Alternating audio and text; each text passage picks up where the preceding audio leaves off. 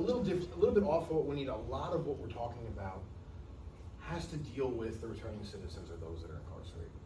There's another aspect to that we've seen a little bit of, but the families involved. Those that are either dealing with those that are incarcerated or they return home. Those two big components are something that Caring Connections tries to deal with. Recently, Juanita touched on the initiative that the governor has basically put out there, Stand Tall initiative. Stand Tall. Which is really trying to turn more family integration as a component of returning to society.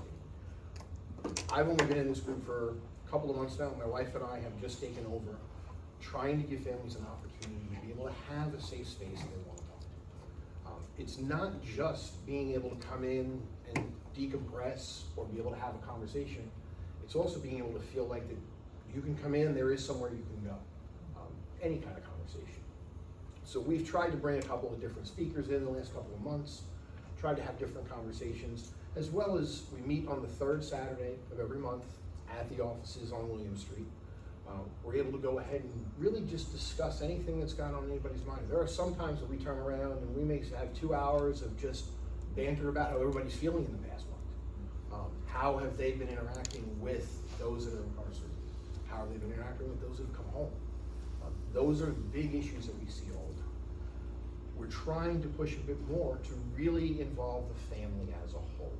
We want to get more involved in being able to allow that reunification to happen and to understand the things that come up when someone walks out of DOC and comes home. I myself had a little longer stay than Jim, but still continued. I've been out about 13 and a half months now.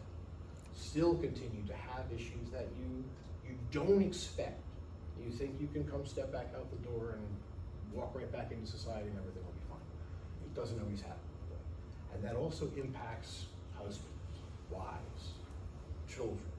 That impacts everybody as a whole. That's the piece that we want to deal with for Caring Connections. The most recent thing that we have coming up now is we do have a retreat. It's a brunch and a health and wellness retreat, September 21st, I believe is the date. We're trying to give those families an opportunity to be able to interact, get a little bit of information and go from there. From a volunteer perspective, we try and be involved in a lot of Sharice's events that are going on. We try and have a presence repeatedly out in the community to show what we have going on and what we're available for. The biggest thing that we see right now, it's actually the opposite of Jim. Jim has a lot of males that are coming into the group. We're majority female. That's the unfortunate aspect of what we see right now in terms of who is coming to those. As guys, we will all readily admit that we are not ones to sit in a room and talk about our feelings very often. And that's not necessarily what needs to happen in this group.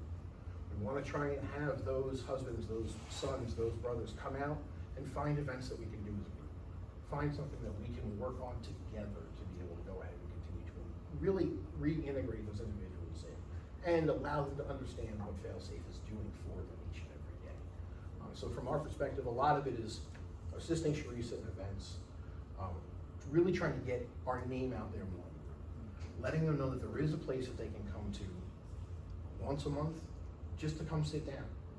For me right now, I'm the only guy there. So I'm thankful that the ladies have allowed me to sit there for a number of months and have still felt comfortable being able to speak with me there. I think the blessing has been for me to be able to share my own personal experience.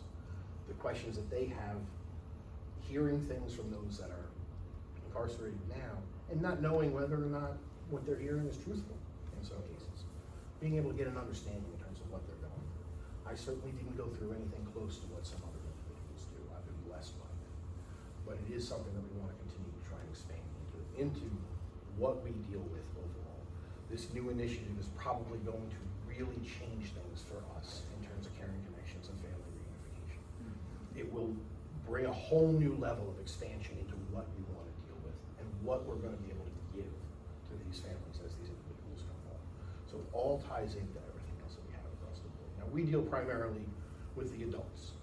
I'm going to ask April to come up. She deals more with the youth from her perspective. So we've got both sides. So we both tie in together and continue to try and integrate the kids that are really being impacted and those adults in those families.